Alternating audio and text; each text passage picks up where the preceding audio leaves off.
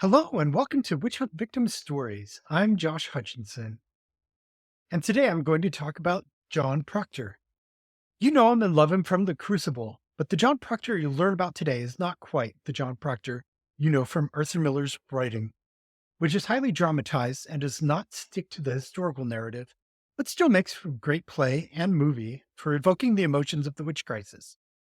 For one thing, John Procter did not have a romance with Abigail Williams.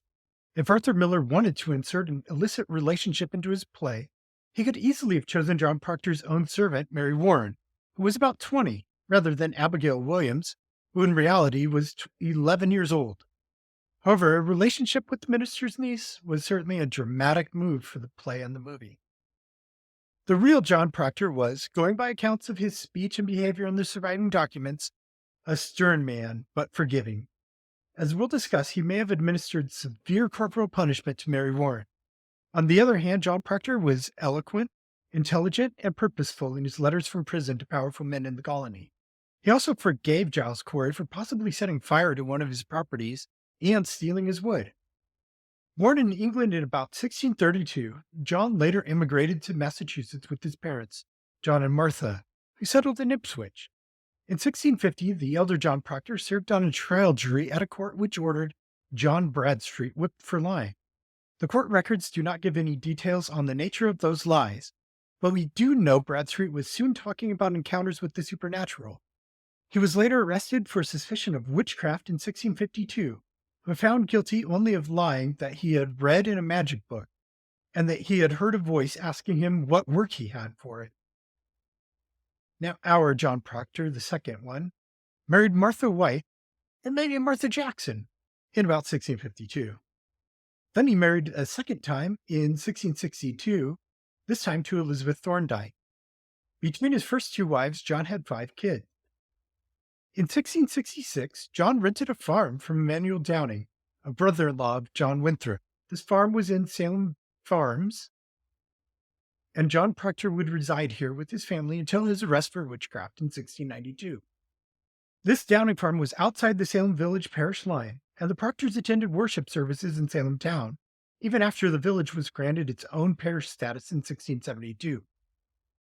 John married again in 1674. Whether he knew it or not, his bride was the granddaughter of a woman who had previously been suspected of being a witch. John's third wife, Elizabeth Bassett, was born in Lynn between 1647 and 1651, according to different sources that I found. She was the daughter of William and Sarah Bassett and granddaughter of Anne Burt, who was accused of witchcraft in November 1669 at a court on which John Hathorne's father, William, sat as a judge. No action was recorded as a result of this hearing. John and his second wife, Elizabeth, had 5 children prior to 1692. Meaning John had a total of 10 children, some of them adults, at the time of his and Elizabeth's trials. In 1692, on March 6th, Ann Putnam Jr. accused Elizabeth Procter of bewitching her on March 3rd. She simply could not recognize her on the 3rd, but did recognize her at worship service in the meeting house on the 6th. However, no complaint was filed against Elizabeth for nearly a month. On March 25th, on the way from his home to fetch his maid Mary Warren in the village, John Procter stopped for a drink and spoke with Samuel Sibley, husband of the Mary Sibley who helped Tituba and John Indian bake the witch cake. John said he would rather have paid Mary than have her attend a court proceeding. He said that when Mary started having fits, he put her to work at the spinning wheel until she was better. He had threatened to beat her if she did it again, and now he planned to thresh the devil out of her. John said the afflicted girl should hang, or else they'd have everyone else hang as a witch. Samuel Sibley reported all of this to Samuel Parris. Mercy Lewis accused Elizabeth Procter on March 26th. Then on March 28th, an unidentified afflicted girl made light of accusing Elizabeth Procter and was called out by Hannah Ingersoll. In early April, Stephen Bitford overnighted at the home of James Darling, who was Mercy Lewis's uncle by marriage. About midnight, he was partially awake when Rebecca Nurse and Elizabeth Procter appeared to him, and he felt pain in his neck. Also in early April, Benjamin Gold saw the Proctors and several others in his room at night. One day, Mary Warren posted a request for prayers of thanksgiving on the village meeting house post. Several prayers read these aloud to the congregation on April 3rd. John Procter opposed bills for public prayer. Mary Warren accused Elizabeth Procter of dragging her out of bed the night that Mary posted the thank you note. Elizabeth supposedly told Mary that she, Elizabeth, was indeed a witch. Mary Warren also said John Procter had bullied and threatened her and made her sign the book. John Procter had confided in Mary Warren about trouble with his wife and consulted with her about a land deal. On April 4th and 6th, Abigail Williams complained of John Procter. Elizabeth Procter was accused of witchcraft by an afflicted girl at Ingersoll's Tavern, who claimed to see Elizabeth Procter's specter and said she was a witch and should hang. April 4th, 1692, Jonathan Walcott and Nathaniel Ingersoll finally lodged a formal complaint against Elizabeth Procter. After coordinating with the government in Boston, the magistrates waited until Friday, April 8th to issue the warrant, which instructed the constable to bring Elizabeth to Salem Town's meeting house on Monday the 11th. The delay in issuing the warrant and holding the examination in Salem Town rather than Salem Village were both because several dignitaries were going to visit. So on April 11th, 1692, Elizabeth was examined after Sarah Cloyce was. The local Salem magistrates, John Hathorne and Jonathan Corwin, likely presided, but Deputy Governor Thomas Danforth and 4 members of the Governor's Council attended: Samuel Sewell, James Russell, Isaac Addington, and Samuel Appleton. Sewell would later be a judge on the Court of Oyer and Terminer, which first convened at the beginning of June 1692 to hear and determine witchcraft cases. At the time of her examination, Elizabeth Procter was newly pregnant, but may not have even known it yet, as it was very early, with child number 6. This 6th child would save the mother's life. More on that in a bit. We often hear of the afflicted girls, but by this time, 3 adult women were present among the afflicted, as was John Indian. At first, none of the afflicted persons were able to speak when asked to identify Elizabeth Procter, but then John Indian said Elizabeth Procter had come to him spectrally, wearing only her shift, at the parsonage, pinching, biting, and choking. Under repeated questioning, he confirmed Elizabeth's identity twice more.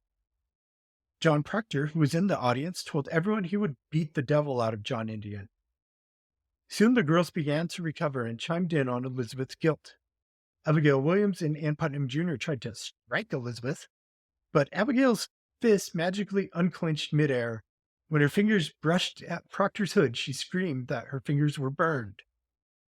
During the examination, the girls would telegraph their plays, announcing that one or more would have fits just before they did. In one incident, the feet of Bathsheba Pope, an aunt of Benjamin Franklin, rose off the ground after the girl said she would levitate. During the questioning, Elizabeth said, "I take God in heaven to be my witness that I know nothing of it, no more than the child unborn." After a while, the girls claimed Elizabeth's specter was perched on a beam. Danforth demanded John Procter say what he thought about things. Before he could answer, Abigail Williams pointed to 2 older women afflicted and said John Procter was about to attack them. They twisted in agony, so Danforth said that the girls had caught him out. After the examination, both Elizabeth and John Procter were taken into custody. The next day, the afflicted saw John Procter's specter at Ingersoll's, and the real Proctors were sent to Boston jail with the Goods, Rebecca Nurse, Martha Corey, and Sarah Cloyce. Giles Corey and John Procter had an up-and-down relationship. John accused Giles of attempting to burn down a Procter home. Giles, in return, sued John for defamation. Later, John accused Giles of stealing some of his wood, but both men made peace over drink. On May 4th, 1692, the day George Burroughs was brought from Maine into Salem, Mary Warren said that the magistrates might as well listen to Eliza Keyser's distracted daughter as any of the afflicted girls. In court herself within a week, she sang a different tune. According to Stacy Schiff in The Witches, Salem 1692, quote, "She would prove the most sensational witness for the prosecution. She plucked pins from her body. She spat blood in the meeting house. Her tongue protruded from her mouth for so long it turned black. Her legs locked together and could not be separated by the strongest of men. The court reporter did not elaborate on this unconventional intercession. Here were grown men attempting to pry apart a 20-year-old girl's knees. End quote. Elizabeth Procter was accused by Mary Lacy Jr. of handing out communion at a witch meeting. On July 23rd, John Procter composed a petition 2 days after the Carrier Boys offered their rueful accounts. He had questioned 5 new confessors himself, and they all admitted they'd lied. He wrote about why the Carrier Boys had confessed, being bound neck and heels, as were his own sons. John Procter wrote to 5 top ministers in Boston. He knew his fellow inmates were innocent people and were not receiving fair trials. John said the magistrates behaved like popish inquisitors. Later in jail, Procter asked Nicholas Noyes, Salem minister, to pray with him, but Noyes refused because Procter had not confessed. John and Elizabeth Procter were tried in August. The surviving testimony largely implicates Elizabeth and not John. They were both found guilty. 2 petitions circulated on their behalf. One went to Boston, and another to the Court of Oyer and Terminer. John Wise, minister at Ipswich, wrote the petition that was sent to Boston. He stated that the devil may impersonate innocent people. He said the Proctors were decent people and churchgoers. 32 people signed this petition. 20 more people signed the petition that went to the General Court in Boston. In this document, they wrote, "We whose names are underwritten, having several years known John Procter and his wife, do testify that we never heard or understood that they were ever suspected to be guilty of the crime now charged upon them, and several of us, being their near neighbors, do testify that to our apprehension they lived Christian life in their family and were ever ready to help such as stood in need of their help." That week, John Procter rewrote his will. In his will, he gave his body unto decent burial at the discretion of my executors. Massachusetts Lieutenant Governor William Stoughton sentenced the Proctors John Willard, George Jacob Sr., Martha Carrier, and George Burroughs to hang. John Procter was hanged August 19th.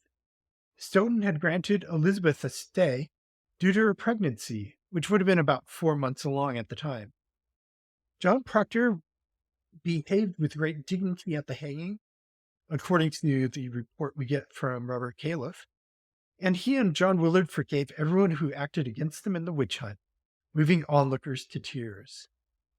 Following the hanging, their bodies were simply thrown into gaps in the rocks at Proctor's Ledge in Salem.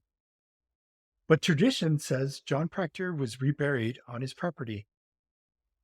With John Procter dead and Elizabeth still in jail, everything important was taken away from the children, including their food and dishes. On January 27, 1693, Elizabeth Procter gave birth in prison to a son, who she named John after his father. Lieutenant Governor William Stoughton signed a death warrant for Elizabeth and 7 others who had been convicted but not hanged. He scheduled the hanging for February 1st, but on January 31st, Governor Phipps reprieved Elizabeth and the others at the last minute. After the witch trials, Elizabeth Procter was in dispute with John Procter's children over her right to an inheritance. One issue was that, having been convicted of felony and condemned to die, her conviction and sentence remained on the colony's books, rendering her dead in the eyes of the law through what is known as attainder, which also stripped her of her property rights and her civil rights, which were both already limited as a woman. On May 27, 1696, Elizabeth Procter petitioned the General Court to recover that which of right by law I ought to have for my necessary supply and support. She referenced a prenuptial agreement she had made with John in writing. In 1699, Elizabeth remarried to a man named Daniel Richards. In 1700, Thorndyke Procter, son of John Procter and Elizabeth Thorndyke, purchased the Downing farm from Emmanuel Downing's grandson. Elizabeth Procter was included in a March 2, 1703 petition by Abigail and Francis Faulkner to clear names. This petition was signed by 21 people. Elizabeth's attainder was finally reversed on May 26, 1703, along with the attainders of Abigail Faulkner and Sarah Wardwell. On July 8, 1703, 12 ministers petitioned the governor and the general court to do something to clear all the names of those who had suffered as a result of the witch trials. But it took 8 years to finally have John's attainder and conviction reversed on October 17, 1711, along with those of 21 other sufferers. The act to reverse the attainders blamed the witch hunt on the influence and energy of the evil spirits, so great at that time, acting in and upon those who were the principal accusers, witnesses proceeding so far as to cause a prosecution to be had of persons of known and good reputation. I believe we should do better and issue an apology based on the reality that humans committed errors when confronted with fear. If you agree, please visit MassachusettsWitchTrials.org to learn more about the Massachusetts Witch Hunt Justice Project. In 1712, the Massachusetts government made restitution payments to Elizabeth Procter, now Elizabeth Richards, Benjamin Procter, John Procter, Elizabeth Procter Vary, Martha Procter Joyne, Mary Procter, Thorndike Procter, William Procter, Joseph Procter, Samuel Procter, Sarah Procter, Elizabeth Procter Jr., and Abigail Procter. John and Elizabeth Procter have been immortalized by Arthur Miller, but their legacy carries on in more important ways as well. Through their many descendants, and in stone in 3 memorials in Salem and Danvers, Massachusetts. You may have even seen their farm on HGTV's Farmhouse Fixer. Thank you for tuning in to this episode of Witch Hunt. Have a great today and a beautiful tomorrow.